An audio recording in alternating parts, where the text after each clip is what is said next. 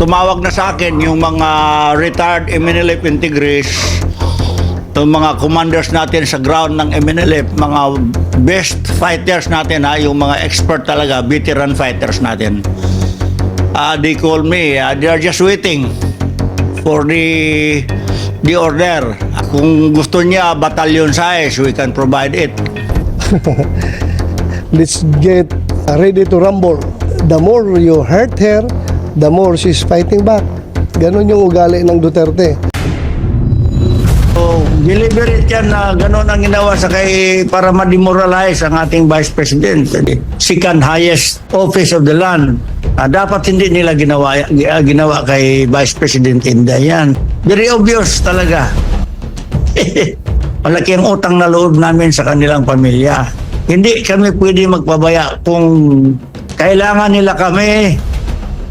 Nandito kami, physically. Nandito ang MNLF. Ipatawag lang kami ni Vice President and we are ready. The MNLF is always ready. We offer to provide security if the Office of the Vice President needs it. The Moro National Liberation Front under the leadership of our beloved chairman, Professor Norm Misuari.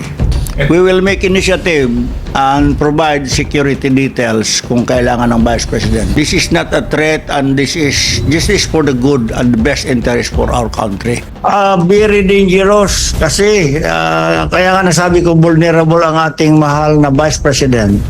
Kasi very loud, very vocal ang ating Vice President against kasi PPA, mga kapatid natin dyan sa kabila.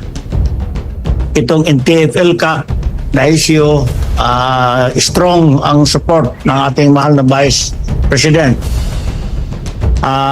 Kaya siguro deliberate na tinanggalan ng security para ayan na, ambusin nyo na yan. So, kasi threat siya, hindi politically, threat talaga siya. As sabi according to the Vice President, obvious naman, wala namang iba, designated survivor yan.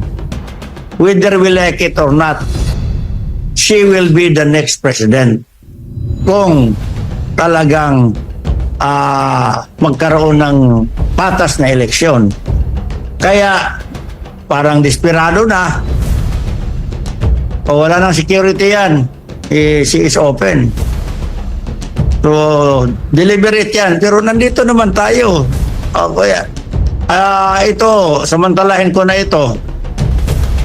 Panawagan, calling all Mindanaoans, especially in Davao City, let's all unite for justice and restore confidence sa ating mga kapulisan, sa police force. Let's all unite and kailangan natin suportahan ang ating mahal na Vice Presidente. At sabahanin naman ng mga kapulisan. Kung kailangan ninyo ang support namin, we will support na maayos natin ito sa anumang bagay. Siguro I will rather recommend. Marami namang pwedeng maging chief PNP dyan na may alam ng batas, na may background ng law. Dapat the organization of the Philippine National Police maghanap ng magaling, may alam sa batas, maging chief PNP. Si General Marbel, nawala na yung kuan niya eh. Nawala na yung trust ng taong bayan sa kanya. So nangyari ngayon, tulong tayo sa pag-provide ng security kasi hindi natin pwede ma-underestimate ang kalaban. Banta ng buhay ng ating, kung desperado na ang kalaban, mag-resort na yan to any eventualities para lang mawala yung banta nila sa politika. So, posible na mangyayari yan ang nangyari kay Donald Trump dito sa kay BP Inday. Kaya kailangan manawagan na tayo na mag-ambag-ambag, magtulong-tulong na lahat. Lalo na tayong taga Davao. Maggawa na ng coordination kung sino man ang Itong mga retired generals ng mga kaibigan, just call me, alam niyo man ang number ko.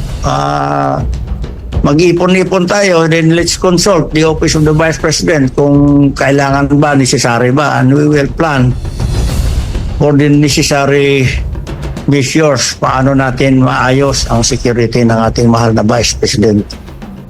Brother Romel, step down na. Sira na talaga yung image mo.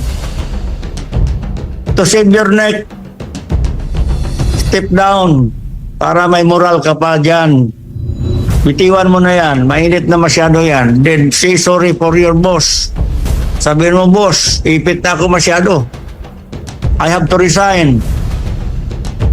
Para to save the image of the Philippine National Police also. Tapos maglagay kayo dyan ng Philippine Police. I will recommend. I am very sorry.